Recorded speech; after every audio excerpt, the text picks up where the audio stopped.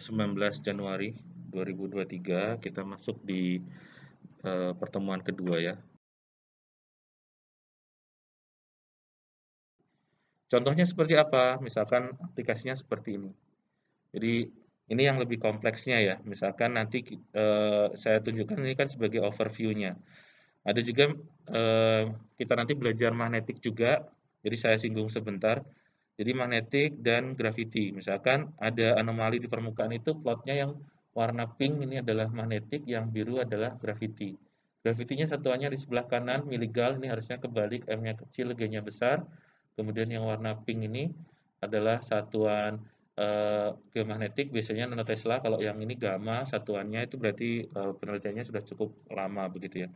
Nah, di bawah permukaan itu ada data bor misalkan. Nah, itu nanti bisa dikorelasikan dalam membuat model di bawah permukaan. Apakah dia nanti diikat dengan data seperti laterit atau data misalnya kita punya ultramafic sepanjang bor ini.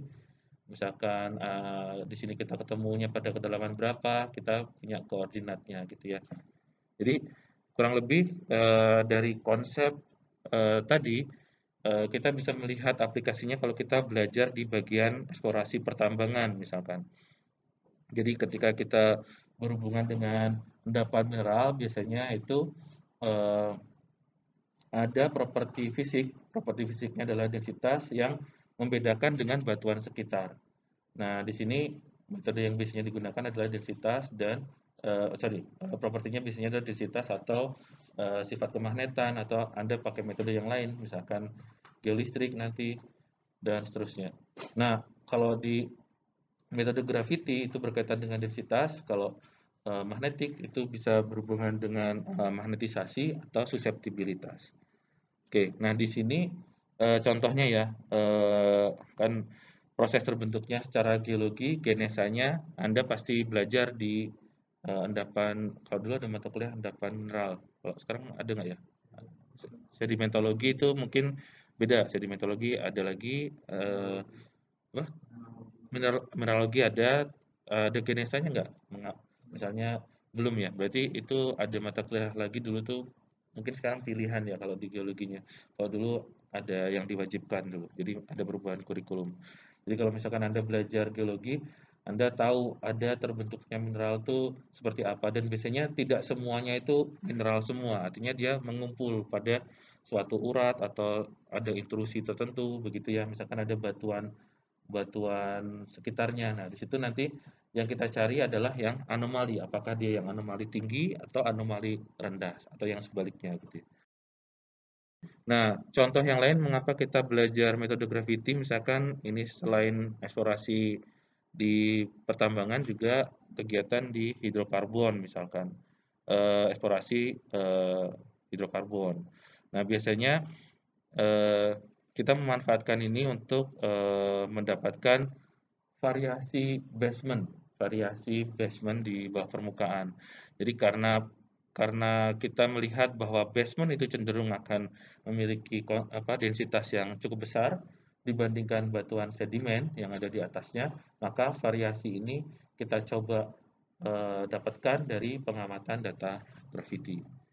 Nah, dari situ ketika sudah punya sedimen, mungkin Anda bisa bisa memperkirakan adanya potensi hidrokarbon, baik itu source rock misalkan, atau apa namanya, reservoir atau cap rock. Itu Anda belajar di mana istilah itu? Di mata kuliah apa? Belum? Geologi migas? Udah ya? Geologi migas sudah? Oh, pilihan juga.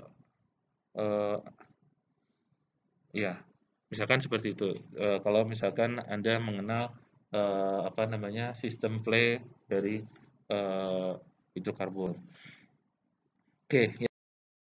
Kita belajar ini ilustrasi saja yang ada di internet, Anda juga bisa dapatkan. Nah, itu kita berharap dengan adanya ini juga bisa memunculkan sesuatu yang tidak ada di permukaan. Jadi kita belajar untuk eksplorasi yang tidak ada di permukaan. Contohnya misalkan ini ilustrasinya mungkin pengukuran gravitinya dengan satelit ya, jadi sensor satelit begitu ya. Kemudian misalkan ini bisa di bumi, bisa di Mars, atau di mana. Kalau di luar negeri mungkin targetnya eksplorasinya bukan hanya di bumi, tapi misalkan kalau ada di Perancis atau di mana itu eksplorasinya udah di Mars, udah di bulan, udah di mana gitu ya.